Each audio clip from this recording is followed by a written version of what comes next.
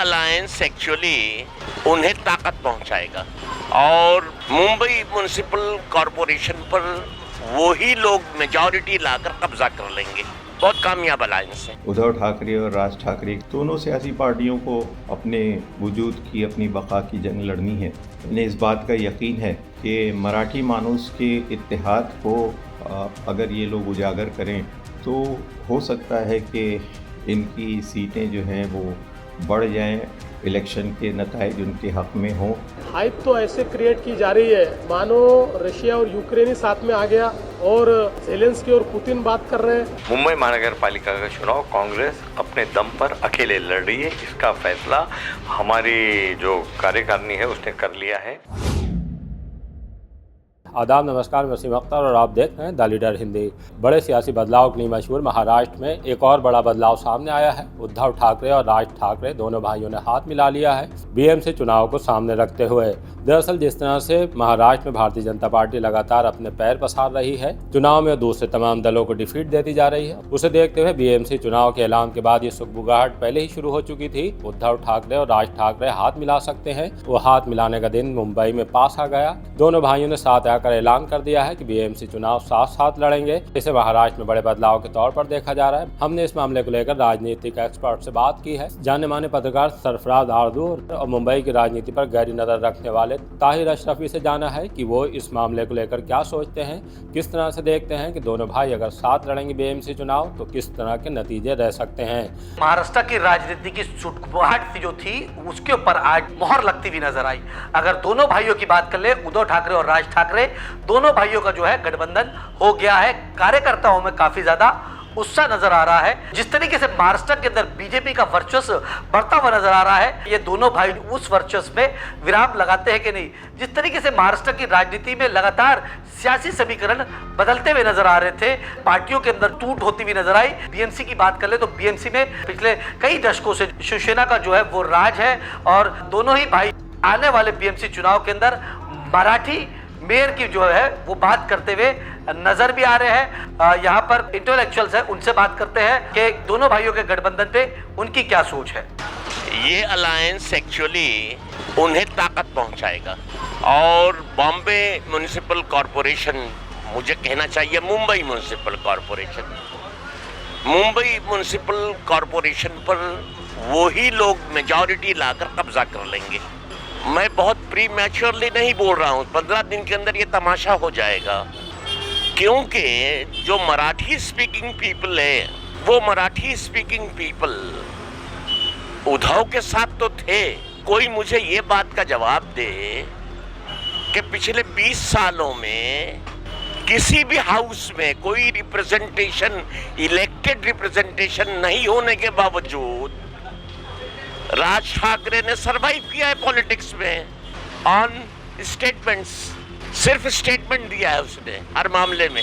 जो पार्टियां उसका जवाब जिन्हें देना चाहिए था, उन्होंने जवाब भी कभी नहीं दिया उसे। आज उसे मौका मिल गया है ये अलायंस करने का and they will be, it is a very successful alliance, बहुत कामयाब अलायंस है। कांग्रेस को किस तरीके से देखते हैं आप मामले को?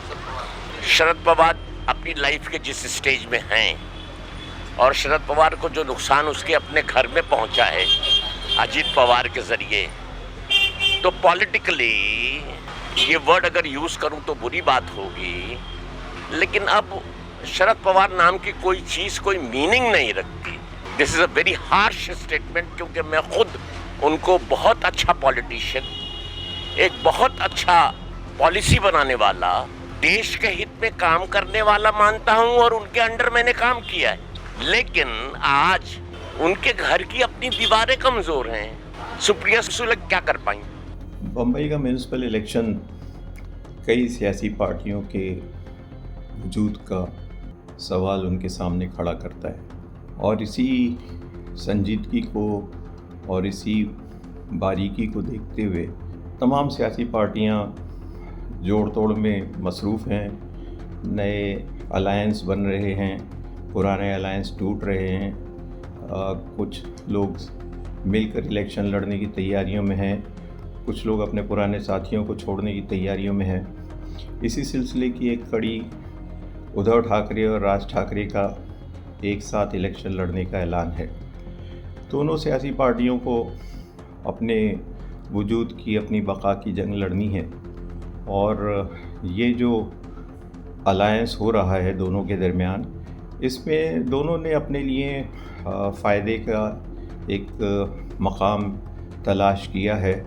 उन्हें इस बात का यकीन है कि मराठी मानूस के इत्तेहाद को अगर ये लोग उजागर करें और उसी की बुनियाद पर इलेक्शन लड़ें तो हो सकता है कि इनकी सीटें जो हैं वो बढ़ जाएं, इलेक्शन के नताइज उनके हक़ में हों। और जो इनका देरीना ख्वाब है कि बम्बई म्यूनिसिपल कॉरपोरेशन पर कब्ज़ा बना रहे, बरकरार रहे, हो सकता है ये ख्वाब भी शर्मिंदा ताबीर हो। क्या लगता है आपको कि ये दोनों भाई जो है आने वाली राजनीति में जैसे बीजेपी जो अपना वर्चस्व बढ़ाती जाती है, दोनों भाई वोट पाएंगे? महाराष्ट्र के हद तक का ज़रूर बना लेंगे। आउटसाइड महाराष्ट्र पॉसिबल नहीं है, लेकिन महाराष्ट्र की हद तक का इनका आपस में मिलना एक बड़ी ताकत बनेगा। बीजेपी जिस तरीके से लगातार बढ़ती जा रही है महाराष्ट्र के अंदर, नहीं, वो मतलब अपने तौर पर अल्टीमेटली बीजेपी इनके साथ हो जाएगी। आने वाले वक्तों में बीजेपी इनके साथ हो जाएगी। 16 तारीख का रिजल्ट किस तरीके से जाता है वो देख रहे हैं आप? किस तरीके का majority with the two brothers, ये दोनों भाई की मेजॉरिटी आएगी। The second party will be BJP and Congress will be the third party. चौथी पार्टी का तो कोई नामो निशान ही नहीं है। कुछ भी बात करो आप, कांग्रेस या शरद पवार। ये मरो या मारो वाली पोजीशन है और इस पोजीशन में जो है वो दोनों पार्टियां जो हैं वो इस बात की पूरी कोशिश करेंगी कि बीजेपी को और बीजेपी के साथियों को जो है पछाड़ दिया जाए। क्योंकि अगर ये इलेक्शन ये लोग हार गए और बम्बई म्यूनिसिपल कॉरपोरेशन अगर इनके हाथ से निकल गई और यहाँ भी अगर बीजेपी और उसके एनडीए अलायंस का कब्ज़ा हो गया तो इनका सियासी वजूद जो है उस पर सवालिया निशान लग जाएगा। इसलिए दोनों सियासी पार्टियां इस बात के लिए कोशिश कर रही हैं कि जिसको कहते हैं ना कि भागते भूत की लंगोटी भली, कुछ ना कुछ हाथ आ जाए ताकि ये अपने सियासी मुस्तक़बिल को और अपने सियासी केडर जो है इनका, उसको जो है अपने साथ बनाए रखने में कामयाब हो। क्योंकि इन दोनों के सामने जो पार्टियां हैं वो इलेक्शन में फरावानी के साथ जो है रुपया खर्च करने की पोजीशन में हैं और लोगों की वफ़ादारियां ख़रीद सकती हैं। ऐसे में इनको अपने कबीले को बनाए रखना, उसको मुज्तमा रखना, उसको इकट्ठा रखना नहायत ज़रूरी हो गया है। बहरहाल 74,000 करोड़ से ज़्यादा की बीएमसी को तमाम दल अपने पास रखना चाहते हैं। इस पर लंबे समय से शिवसेना का कब्जा है। शिवसेना इस पर अपना कब्जा बरकरार रखना चाहती है। तब जबकि हम अगर लोकसभा और विधानसभा चुनावों को देखें तो राजनीतिक समीकरण उसके खिलाफ जा रहे हैं। उन्हीं को सामने रखते हुए एक बड़ा फैसला हुआ कि दोनों भाइयों ने हाथ मिला लिए। तमाम नाराज़गी को उन्होंने अलविदा कह दिया है। दोनों भाइयों के साथ आने से जाहिर सी बात है कि दूसरे दलों का उनका लोकसभा और विधानसभा में समझौता था वो टूटेगा, उसका असर भी दिखाई देने लगा है। कांग्रेस की तरफ से भी ऐलान कर दिया गया है कि इस चुनाव में अकेले लड़ेंगे, लेकिन उन्होंने प्रकाश आंबेडकर की पार्टी से हाथ मिला लिया है। उद्धव ठाकरे और राज ठाकरे दोनों ही चुनाव साथ मिलकर लड़ने का ऐलान कर सकते हैं, लेकिन कांग्रेस ने अभी तक स्पष्ट नहीं किया है कि वो साथ में मिलकर चुनाव लड़ेगी कि नहीं लड़ेगी। कांग्रेस के वरिष्ठ नेता अमीन पटेल जी हमारे साथ मौजूद हैं, उन्हीं से बात करते हैं। अमीन पटेल जी, महाविकास आघाड़ी में सब कुछ ठीक ठाक है? इंडिया में इंडिया अलायंस और महाराष्ट्र में महाविकास आघाड़ी ये है। मुंबई महानगर पालिका का चुनाव कांग्रेस अपने दम पर अकेले लड़ रही है, इसका फैसला हमारी जो कार्यकारिणी है उसने कर लिया है।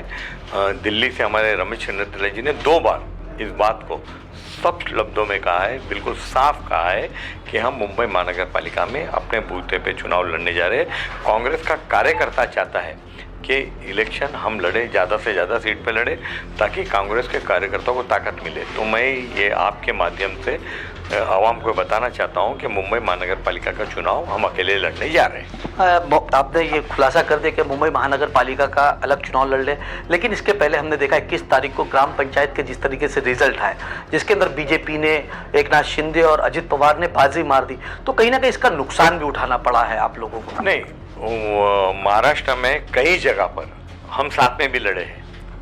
कई जगह पे कांग्रेस उबाटा साथ में चुनाव लड़ी है। और कई जगह पर ऐसी बहुत सारी जगह है जहाँ पे बीजेपी, एकनाथ शिंदे जी और अजित पवार जी अलग अलग चुनाव लड़े हैं। ये जो लोकल चुनाव होता है वो लोकल होता है। तो अगर बीजेपी और एकनाथ शिंदे अलग लड़ सकते हैं, बीजेपी और अजित पवार अलग लड़ सकते हैं, एकनाथ शिंदे जी और अजित पवार जी अलग लड़ सकते हैं, तो कांग्रेस और यूबीटी भी अलग चुनाव लड़ सकती है। कई जगहों पे साथ में भी लड़ा गया है। आज भी महाराष्ट्र में बहुत सारी जगह पे हमारी शिवसेना यूबीटी के साथ में अलायंस है, मगर मुंबई की हम स्पेसिफिक बात करते हैं, मुंबई हम चुनाव अलग लड़ रहे हैं। मुंबई की जैसे बात करें 70,000 करोड़ की पीएमसी है, इसके पहले भी चुनाव देखा गया तो कांग्रेस को इतनी ज़्यादा कामयाबी नहीं मिली थी।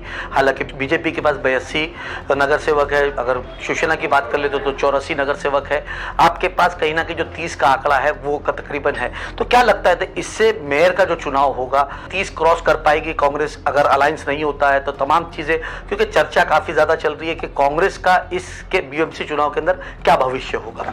देखिए, हमने पूरा इसका सर्वे किया है। हम अपने कार्यकर्ताओं से एक एक बूथ में बात की है, वार्ड में नहीं, हमने बूथ में बात किया है। आने वाले दिनों में जो 13 तारीख को मुंबई महानगर पालिका का चुनाव होने जा रहा है, कांग्रेस एक बड़ी ताकत बन के उभर रही है। कांग्रेस को बहुत अच्छा समर्थन मिल रहा है। महाराष्ट्र में भी जो चुनाव हुए हैं नगर पंचायत के, उसमें भी कांग्रेस को बड़ा अच्छा समर्थन मिला है। हमको पूरा यकीन है, हमको भरोसा है कि कांग्रेस एक बड़ी ताकत बनकर उभरेगी। ट्रिपोस अलायंस हो सकता है चुनाव के बाद? चुनाव लड़ने जा रहे हैं, हम अपनी बड़ी ताकत में जीत के आ रहे हैं। इससे आप अंदाज़ा लगा सकते हो कि लोग हमारे पास आके बैठ के बात करने की कांग्रेस की ताकत होगी। भारतीय जनता पार्टी की तरफ से प्रतिक्रिया सामने आई है। मुख्यमंत्री देवेंद्र फडणवीस ने इसे लेकर बड़ी बात कही है। देखिए, हाइप तो ऐसे क्रिएट की जा रही है मानो रशिया और यूक्रेन ही साथ में आ गया और ज़ेलेंस्की और पुतिन बात कर रहे हैं। इस प्रकार की हाइप दो पार्टियां जो अपना अस्तित्व खोज रही है, जिन्होंने अपना अस्तित्व गंवा दिया है, जिन्होंने बार बार भूमिकाएं बदलकर लोगों के बीच अपने बारे में अविश्वास पैदा किया है, जिन्होंने तुष्टीकरण की नीति को अपनाकर एक प्रकार से अपना वोट बैंक खो दिया है, ऐसी दो पार्टियां साथ में आई है तो उनके साथ में आने से कौन सा फर्क पड़ने वाला है? ये तो दोनों अपना अस्तित्व बचाने के लिए साथ में आए हैं। अस्तित्व बचाने के लिए साथ में आकर कोई चुनाव नहीं जीता जाता।